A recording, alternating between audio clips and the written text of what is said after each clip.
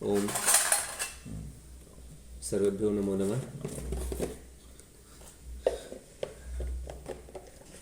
ईश्वर सर्वत्र सर्वान पश्यति एक सूत्र है। ईश्वर हम सभी को सब जगह हर हाल में देखता है और उसका जो संदेश आता है उसमें मना करने में भय, लज्जा, शंका और उसकी तरफ से प्रेरणा आने में आनंद, उमंग, उत्साह ये बताया गया हमें। तो वो सब जगह है, सर्वत्र व्यापक है, सर्वशक्तिमान है, लेकिन वो निराकार भी है तो हम उसे आंखों से नहीं देख सकते हैं। तो फिर उसे महसूस कैसे किया जाए कि ये जो 6 गुण हमारे सामने प्रकट हो रहे हैं, भय, लज्जा और शंका के रूप में, उसकी मनाही के रूप में, और आनंद, उमंग, उत्साह के रूप में उसकी प्रेरणा के रूप में, तो ये हमें इस पर बहुत ही गहराई से चिंतन करना है कि ये आवाज़ हमारे अंदर उठे, हम इसको मना नहीं करें, उसमें व्यवधान नहीं करें।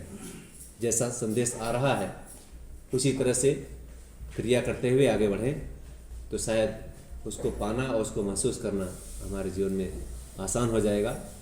और फिर जो ईश्वर प्रणिधानात्वा के द्वारा पूरी तरह से अपने सारे क्रियाकर्मों को उसको समर्पित करने की बात आती है, वो भी हो पाएगी। तो हम सभी अभी हरिद्वार में हैं और इसी तरह के कुछ भाव मन में थे, तो हम लोगों ने सत्यदेव मुनि जी के देखरेख में बड़ा आयोजन की जिम्मेदारी उठा ली और वो जिम्मेदारी इतनी बड़ी हो गई है, उतना वो कार्य इतना बड़ा हो गया कि हमें पूरे देश में यात्रा करते हुए अभी हम लोग हरिद्वार में पतंजलि योगपीठ में आए हुए हैं। कल स्वामी जी से और आचार्य से दोनों से ही भेंट हुई और सत्य आचार्य जी ने तो हमें आने का आश्वासन दे दिया है, लेकिन स्वामी जी अभी विचारणीय है। उन्होंने बोला कि हम इसको देख ले रहे हैं, तो उनका संदेश बाद में आएगा। तो हम सभी को मतलब हम 9 महीने पहले की बात कर रहे हैं, जब 27 जनवरी को हम इसकी घोषणा कर रहे थे कार्यक्रम की, तब भी जो भाव मन में था वही भाव आज भी है। और ये कार्य ईश्वरी है, ईश्वर की प्रेरणा से, उनके द्वारा दिए हुए आनंद, उमंग, उत्साह से इसकी योजना बनी है और शायद उसी के बल से हम लोग इतने महीनों से इतनी लंबी लंबी यात्राएं करते हुए चल रहे हैं। तो आगे पूर्णाहुति भी उसी व्यवस्था से होगी जो प्रेरणा आई है, और वो प्रेरणा आज भी आ रही है कि हम मेहनत करते रहें, परिणाम आएगा, सुखद आएगा। और वो सुखद केवल हमारे लिए नहीं होगा, आपके लिए नहीं होगा, पूरे संसार के, पूरे समष्टि के लिए होगा, क्योंकि ईश्वरीय विधान है ये।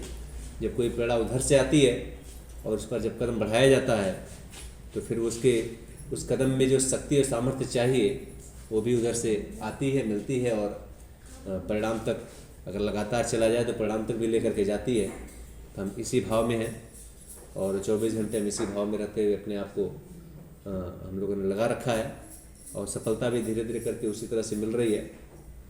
कल स्वामी जी और आचार्य जी से मिलने के बाद हमारे उत्साह में वृद्धि है और ये कार्य होगा। हम सभी की मेहनत बेकार नहीं जाएगा। और हमारा मेहनत तो क्या, हम तो बहुत थोड़ा सा प्रयास कर रहे हैं। जिन्होंने इस संस्कृति के लिए अपने बलिदान दिया है, जिन्होंने 17 बार जहर पिए हैं, हम क्यों उन्हें श्रद्धांजलि देने के लिए इतना बड़ा उपक्रम कर रहे हैं। उनको श्रद्धांजलि अगर ठीक प्रकार से हम लोगों ने दे पाए तो पूरे समाज का, पूरे राष्ट्र का कल्याण सुनिश्चित है। उसमें परिवर्तन की जो हवा है वो बहकर रहेगी और उसमें सभी को जो जैसा करेगा उसको वैसा प्राप्त हो करके सबके लिए न्यायकारी व्यवस्था सुनिश्चित हो सकेगी। और हम सभी इसी भाव में हैं और आगे भी रहने वाले हैं। जहाँ ले चलोगे भगवन वहीं मैं चलूँगा, जहाँ नाथ रख लोगे, जहाँ नाथ रख लोगे वहीं मैं रहूँगा, जहाँ ले चलोगे भगवन वहीं मैं चलूँगा। समर्पित शरण में तिहारे, तुम्ही मेरे सर्वस्व प्राणों से प्यारे। ये जीवन समर्पित शरण में तिहारे, तुम्ही मेरे सर्वस्व प्राणों से प्यारे। जैसे कहोगे ना, जैसे कहोगे ना, वैसे रहूँगा। जहाँ ले चलोगे भगवन, वहीं मैं चलूँगा। दयानाथ दया की है मेरी अवस्था, तेरे हाथ अब है मेरी सारी व्यवस्था। दयानाथ दया की है मेरी अवस्था, तेरे हाथ अब है मेरी सारी व्यवस्था। तुम्हें छोड़ कर दाता, तुम्हें छोड़ कर दाता, किसी से कहूँगा।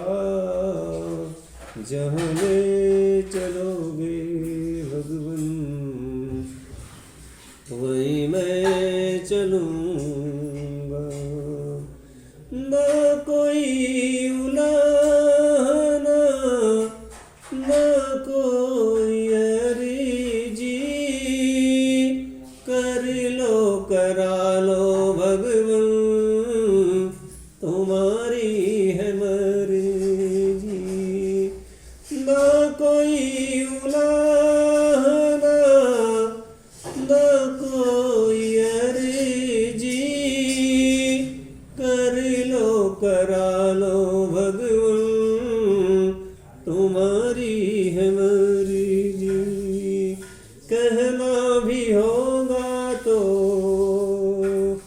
कहना भी होगा तो, तुम्ही से कहूँगा। जहाँ ले चलोगे भगवन, वहीं मैं चलूँगा। जहाँ नाथ रख लोगे, वहीं मैं रहूँगा। जैसे कहोगे नाथ, जैसे कहोगे नाथ, वैसे रहूँगा। जहाँ ले चलोगे भगवन, वहीं मैं चलूँगा। जहाँ ले चलोगे भगवन, वहीं मैं चलूँगा।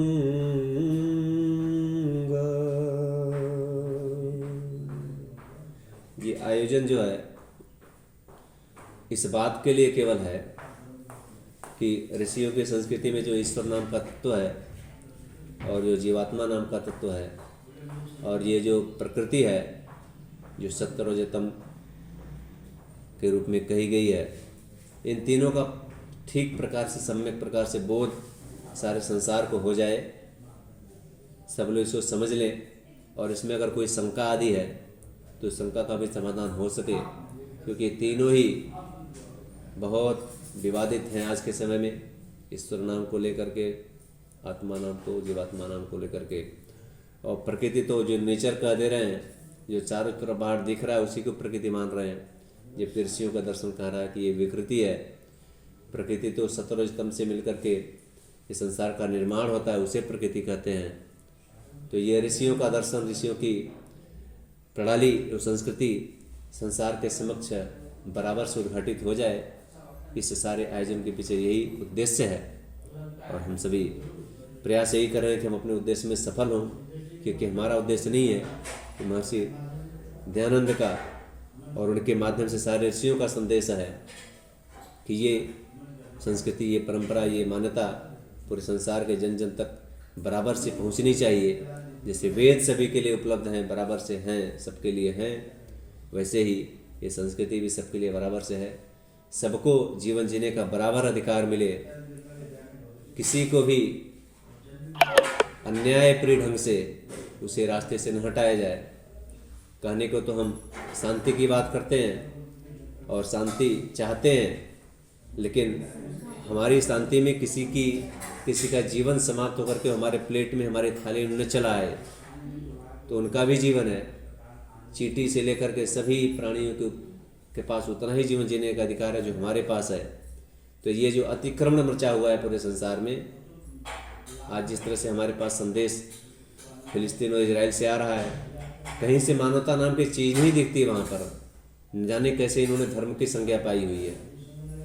तो ये सब सारी चीज़ें, धर्म क्या है, अगर कोई मजहब है, पंथ है, संप्रदाय है, तो अपने आप को मजहब, पंथ, संप्रदाय कहे, वो धर्म के रूप में कैसे क्लेम कर सकता है और कैसे उसे मान्यता मिल सकती है। धर्म तो संसार में एक ही है, सृष्टि की आदि से एक है और सृष्टि के अंत तक वही एक ही रहेगा। मत पंथ अगर बीच में फैल जाते हैं, मजहब फैल जाता है, तो उसे कदापि धर्म की संज्ञा नहीं दी जानी चाहिए। अगर इसमें कोई भी जरा सा भी मिलावट है तो उस मिलावट को दूर किया जाना चाहिए, और ऐसा करके ही शांति आएगी। और जब धर्म की बात करेंगे तो सभी के साथ, चींटी से लेकर हाथी से लेकर छोटे से छोटे प्राणी से लेकर बड़े से बड़े प्राणी, सभी के साथ बराबर से न्याय होगा। और न्याय ही ये परमात्मा का आदेश है, न्याय ही संदेश है। और ऐसा करके ये संस्कृति पुनः अपने गौरव को प्राप्त कर सके, हम सभी का यही लक्ष्य है, यही विष्ट है। और हम ऐसा ही करने वाले हैं। महर्षि दयानंद को श्रद्धांजलि देने के क्रम में बातें हमारी चलती रहेंगी और हम अपने लक्ष्य को प्राप्त कर सकें। इसके लिए आप सभी से बहुत विनम्र हाथ जोड़ करके आह्वान है कि आप सभी इस आयोजन का हिस्सा बनिए, और इसमें जो भी आपकी आहुति लग सकती है, आपके पास समय है, आप थोड़ा समय दीजिए। आपके पास थोड़ा धन है, आप थोड़ा धन दीजिए। आपके पास सामग्री है, कुछ भी है जो वहाँ प्रयोग होने वाली है, वो आप दीजिए। आपके पास कुछ नहीं है, आप मजदूरी करते हैं मान लीजिए, तो आप समय तो आप दे सकते हैं। आपको रहने खाने की व्यवस्था वहाँ रहेगी। आपको यजमान बनने का अवसर है। 1 लाख लोगों को जो यजमान बनाया जा रहा है, इसमें आप उसमें अपना नामांकन करिए। धन से करिए, सामग्री से करिए, संविधा से करिए, और कुछ नहीं तो समय दे करके करिए। आप उतने ही सम्माननीय रहेंगे। समय का दान सबसे बड़ा दान है। आज हम बाहर निकले हुए हम कुछ लोग, तो फिर हम समझ पा रहे हैं कि इसकी कितनी आवश्यकता है। समय सबसे कीमती है, समय का दान सबसे बड़ा दान है। अगर आप समय देते हैं तो आपके धन से कहीं ज़्यादा महत्वपूर्ण है वो, क्योंकि समय नहीं देंगे तो प्रचार कैसे होगा, समय नहीं देंगे तो वहाँ सेवा कैसे की जाएगी। हज़ारों लोगों की वहाँ ज़रूरत है कि वहाँ पर रह करके सेवा दें, और जो भी आवश्यकता हो वहाँ पर उस कार्यक्रम को, आयोजन को सफल बनाने में अपनी आहुति प्रदान करें। तो समय का दान सबसे सर्वोपरि है। आप समय दीजिए और उसके बाद फिर सामग्री दीजिए। आपके पास धन है तो धन दीजिए, और अपना विचार देते हुए इस कार्यक्रम को सफल बनाइए, क्योंकि महर्षि का जो ऋण है वो हम सब के ऊपर है। हमें पता हो चाहे न पता हो, हम मानते हो चाहे न मानते हो, लेकिन ऋण है तो है। आप उसका विश्लेषण करेंगे तो आपको पता चल जाएगा, और नहीं पता चलता है तो हमें बताइए, हम बताते हैं आपको कैसे आपके ऊपर ऋण है। सभी के ऊपर ऋण है और सभी लोग उसको उतारने के लिए सन्नद्ध हों, यही आप सबसे प्रार्थना है। और आज की बात यहीं पर, धन्यवाद।